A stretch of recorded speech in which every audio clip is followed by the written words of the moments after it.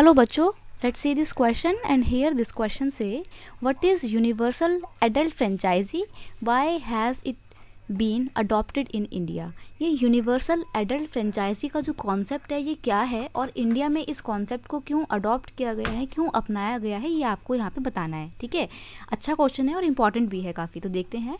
Universal adult franchisee means that everyone should have one vote and each vote should have equal value, यानी कि सभी को एक vote देने का इक्वली राइट है और सबके एक वोट की वैल्यू भी इक्वल होगी। ऐसा नहीं होगा कि किसी पढ़े लिखे इंसान ने वोट दिया है तो उसका वोट ज़्यादा महत्वपूर्ण होगा, ज़्यादा इंपॉर्टेंट होगा एज़ कम्पेयर टू उस इंसान के वोट के जिसने ज़्यादा पढ़ाई लिखाई नहीं की है। ठीक है, no one should be denied the right to vote without good reason, और किसी को भी ना राइट वोट देने के राइट से जो है डिनाई नहीं किया जाएगा, डिप्राइव नहीं किया जाएगा जब तक कोई गुड रीज़न नहीं होगा। देखो गुड रीज़न में क्या हो जाएगा, या तो कोई वो बहुत बड़े क्रिमिनल हैं तो उनको वोट देने का राइट नहीं दिया जाएगा। ठीक है, या फिर कोई मेंटली डिसेबल है तो उसको वोट देने का राइट नहीं दिया जाता है। ठीक है, तो ये कुछ स्पेशल केसेस होते हैं जब किसी एक इंसान को वोट देने का राइट नहीं दिया जाता है, अदरवाइज सबको विदाउट एनी डिस्क्रिमिनेशन वोट देने का राइट है। और इस कॉन्सेप्ट को क्या बोलते हैं, इस कॉन्सेप्ट को बोलते हैं यूनिवर्सल एडल्ट फ्रेंचाइजी।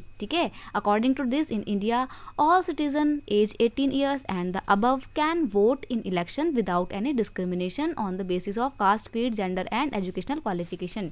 यानी कि इस कॉन्सेप्ट के अकॉर्डिंग क्या होगा, जो भी सिटीजन होंगे जो 18 साल से ज़्यादा उम्र के हैं और इंडिया के सिटीजन हैं, उनको बिना किसी भेदभाव के, बिना किसी डिस्क्रिमिनेशन के वोट देने का राइट है। अब वो डिस्क्रिमिनेशन किस बेस पे नहीं होना चाहिए, कास्ट के बेस पे नहीं होना चाहिए, क्रीड के बेस पे, यानी कि धर्म कोई आपसे नहीं पूछेगा कि आपकी नस्ल क्या है, कौन से पंथ से हैं आप, या जेंडर क्या है, आप आदमी हैं, औरत हैं, ट्रांसजेंडर हैं, कोई भी हो, अब तो सबको वोट देने का राइट है। ठीक है, और एजुकेशनल क्वालिफिकेशन भी आपसे कोई नहीं पूछेगा।